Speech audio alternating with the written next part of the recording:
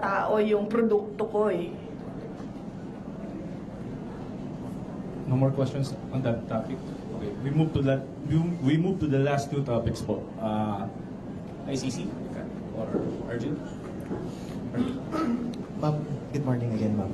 Any update, ma'am, with regards dun sa isang state party ng ICC na willing daw mag-adopt kay FPRD na any case mag-grant yung request for interim release? And any update po dun sa request for interim release ng Defense Council? Oo, yung request for interim release ay nasubmit na ng Defense Council ni dating Pangulong Rodrigo Duterte. Nakalagay yon sa website ng ICC, accessible yon sa ating lahat, at makikita natin doon kung ano ang mga pinagbasehan ng request for interim release, ano yung justification at explanations ng defense team ni dating Pangulong Duterte sa interim release. Merong mga redacted portions doon dahil naisip ng defense team na kailangan maging confidential yung ibang impormasyon doon. Pero yun ay available naman sa prosecutors, sa judges, and ang pagkakaalam ko, available din siya doon sa representatives ng mga biktima. Yun lang yung, kung ano yung nalalaman natin lahat sa publiko, yun lang din yung maibigay ko sa inyo na information. Yung iba pa ay kailangan tanungin at sagutin na ni Attorney Nicholas Kaufman. Ma'am, any update dun sa oath-taking ni FPRD? Or any case, ma'am, before ba ng June 30 possible na ma-release na si FPRD? Nakikita niyo pa yung possibility na gano'n, ma'am? June 30? Apo. Wala kasing binigay na timeline. Walang binigay na timeline yung lawyer. Pero lagi niyang sinasabi, we are hoping that it will be granted the soonest possible time. Yan yung lagi niyang sagot kapag tinatanong siya about interim release. Doon sa oath-taking, hindi ko alam kung ano yung discussions niya. Iba din ng mga abogado ni dating Pangulong Duterte sa oath-taking niya. Mga Filipino lawyers, kausap niya at nag-aasikaso ng kanyang oath-taking. Ma'am, you have any idea dun sa non-filing daw po ni FPRRD nung kanyang sources sa COMELEC? Baka may discussion kayo with the local lawyers niyo po. Ang pagkakaalam ko ay kailangan ng oath yun. At hindi sila ata makapag-file kasi walang oath. So ang ginawa ng lawyer ni dating Pangulong Duterte ay nagrepresenta siya para kay dating Pangulong Duterte doon sa COMELEC. Last two questions. Sige, ma'am. VP, good afternoon po. Doon po sa case po ni FPRD, alam po ba natin, ma'am, kung nag-file na po ng motion to respond ang prosecution with regards po doon sa request po ni former president po ng interim release?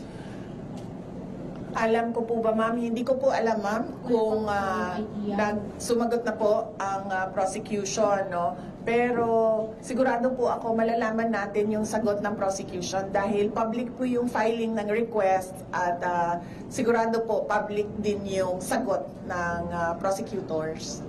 Follow up po, ano po ang reaction po natin doon po sa request po ni FPRD with regards to the interim release?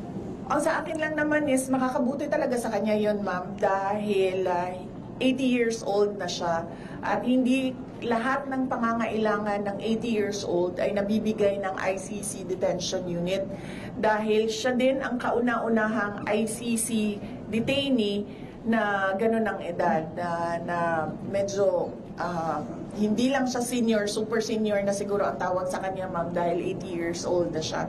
So mas maigi siguro na meron siyang interim release wherein meron din siyang available na mga nurses and caregivers na mag-assist sa kanya. Last question po, Ma'am BP. Meron po kasi lumabas na parang statement o balita quoting FPRD na parang hindi siya interesado dun sa oath-taking o yung gagampanan yung kanyang role bilang mayor ng ano.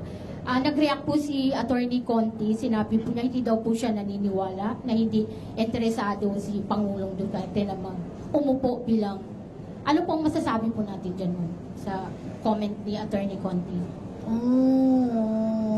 Ang Conti malapit na sa Castro, no? Papunta na siya doon. Magkamali ka lang ng spelling, Castro na yung Conti na yan eh. Hindi ko alam ma'am bakit hindi siya naniniwala, pero kasi hanggang ngayon wala pang oath si dating Pangulong Duterte, no? So hindi pa namin alam dito sa Davao City kung mag-oath ba ang pinili namin na mayor ng Davao City. So on that note, yun lang ang pinagbabasehan namin. Sa ngayon, hindi siya uupo kasi wala pa siyang oath. Antayin natin siguro until June 30 kung may oath o wala si dating Pangulong Duterte. Next question, Ms. Ruth. Thank you, sir. VP, nagkausap naman kayo ni Attorney Guanzon. Kasi parang sa mga post kasi niya, Opo. she's very willing to act as your spokesperson. Yes, oo. Nag-comment na rin ako na nagpapasalamat ako sa pagtulong at suporta ni Attorney Rowena Guanzon. Pero sa ngayon kasi kung napansin niyo, walang spokesperson ng Office of the Vice President o kahit ako man. Kaya hindi ko rin masagot yung tanong about sa spokesperson dahil matagal na kami walang spokesperson at hindi na papag-usapan sa Office of the Vice President ang magkaroon ng spokesperson. Thank you, ma'am. Second po, si Mayor Baste, inappoint siya as president ng PDP Laban. Napag-usapan ba sa family, VP? Hindi. Ngayon ko lang, actually kanina pagbigay sa akin ni JC ng information, doon ko lang nalaman na inappoint siya as acting president ng PDP Laban. At hindi kasi ako member din hanggang ngayon ng PDP Laban, kaya hindi ako makakomment kung ano yung desisyon ng partido with regard to their internal matters. Are you expecting, upon Baste's assumption as acting president ng PDP, are you expecting that she will invite you as part of the PDP? Matagal na ako in-invite, ma'am, sa PDP na nandito pa si dating Pangulong Rodrigo Duterte. Last year, July, nung nag-resign ako sa Department of Education, inimbita na ako ni dating Pangulong Duterte.